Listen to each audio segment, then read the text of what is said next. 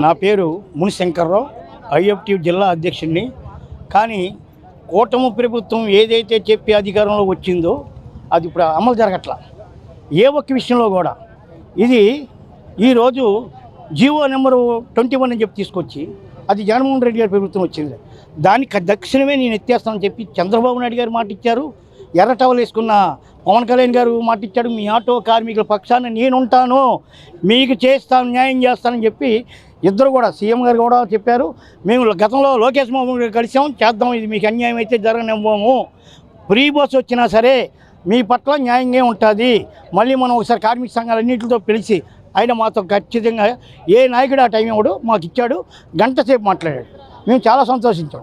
కానీ ఈరోజు అధికారులు ఏం చేస్తున్నారంటే ఈ బళ్ళు మీరు ఎందుకు తిరుగుతున్నారు, ఇక్కడ తిరగకూడదని చెప్పి ₹1000 ₹10,000 అయ్యా వాళ్ళే ఇచ్చారు, పర్మిట్లు ఇచ్చారు. అందరికీ తెలిసిన విషయమే. రవాణా శాఖలకు తెలీదా? ఏమైనా కళ్ళు మూసుకున్నారా? ఈ బళ్ళు ఏమైనా షోరూమ్ మాకు అమ్మాడు దొంగచాటుగా? లేదు కదా. ఈరోజు ఆ బళ్ళు తిరగకూడదని చెప్పి ₹15,000 ఫైన్లు వేస్తే సామాన్యమైన ఆటో డ్రైవరు బండి కొనుక్కున్నాడు, లేదు అద్దెకిచ్చుకున్నాడు, వాడు ₹10,000 కట్టగలుగుతాడా? లైసెన్స్ నీకు ఫోర్సులో లేకపోతే ₹5,000, ఇన్సూరెన్స్ ఫోర్సులో లేకపోతే ₹5,000. ఇంతకన్నా దుర్మార్గం ఏమైనా ఉందండి? వీటి మీద ఇప్పుడు ఏం చేశారంటే ఇప్పుడు కేసులు రాస్తున్నారు. ఈ బళ్ళు గతంలో మేము ఫైట్ చేసాం, దానివల్ల గట్టిగా చేస్తే బోండవమ్మ గారు ఆపించాడు. ఇది కరెక్ట్ కాదు, ఇది జీవో మనం తెచ్చింది, వాళ్ళు అన్యాయం చేస్తామని చెప్పి అసెంబ్లీలో నేవనెత్తగానే లోకేష్ బాబు గారు ఆపారు. మేము ఇప్పుడు ప్రస్తుతం మేము అడిగేది ఏంటంటే ఈ బళ్ళు ఏవైతే ఉన్నాయో ఈ ఎమ్మటి విజయవాడ లోకల్లో ట్రాన్స్ఫర్లు అవ్వాలి.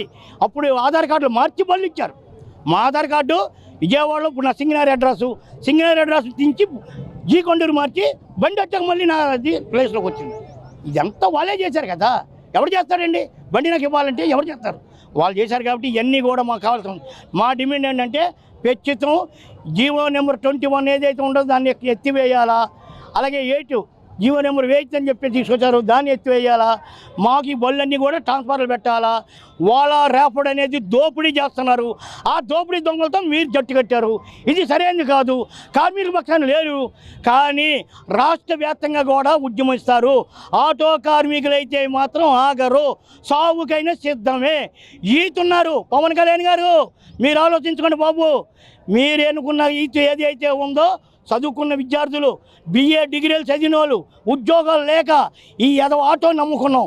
ఈ నమ్ముకున్న ఆటోని మీరు మమ్మల్ని కొట్టడం అంటే సరైనది కాదు. ఇది మీరందరూ కూడా ఆలోచించుకొని ముందుకు తక్షణమే జీవో నెంబర్ 21 ఎత్తివేయాలా. వాళ్ళ రేపటి అనే దాన్ని ఆపివేయాలా. ఈ బళ్ళు ఏవైతే మండలాల బళ్ళు ఉన్నాయో అవి ఎమ్మటే ఇక్కడ విజయవాడ లోకల్ ట్రాన్స్ఫర్లు పెట్టాలా. ఇది మా డిమాండు. చేశారండి, ఆయన బ్రహ్మాండంగా దాని గురించి పెట్టాడు. ఆయన విషయంలో మాత్రం నో డౌట్, ఇది మేము చెప్తున్నాం కదా, ఆటో కార్మికుల పక్షానే నుంచున్నాడు. నేను పోరాడతా. అలాగే గద్దె రామ్మోహన్ రావుని కూడా కలిసాం. కేసీఆర్ చిన్ని గారిని కలలేదు, కానీ గద్దె రామ్మోహన్ గారిని కలిసాం, బోండా ఉమా గారిని కలిసాం, అందరినీ మినిస్టర్ గారిని కలిసాం, రవాణా శాఖ మినిస్టర్ని కలిసాం. ఆయన కూడా స్పందించాడండి. దాంట్లో మాకు ట్రాన్స్ఫర్ అవ్వలేదు కదా, ఆపారు. ప్రస్తుతం కేసులు రాయకంట మినిస్టర్ గారు ఆపించాడు. మేము అనేది ఇంకోటి కాదు. ఇప్పుడు అవ్వలేదు కాబట్టి ఇప్పుడు చాలా రోజులైంది. మేము చెప్పాము, మీ సమస్యలు వారం 10 రోజుల్లో పరిష్కారం చేస్తామని చెప్పారు. గద్దె రామ్మోహన్ కూడా మాతో గంట మాట్లాడారు. చేద్దాం, ఇది మంచిదే, ఇది తప్పు, ఇది మీకు అన్యాయం జరగకూడదు, నేను మాట్లాడతాను కూడా ఆయన అన్నాడు. పెద్ద ఆయనతో మాట్లాడతానని. మేము అడిగేది అదే, మాకు తక్షణమే ఇది చెయ్యాలనేది మా డిమాండ్ అండి.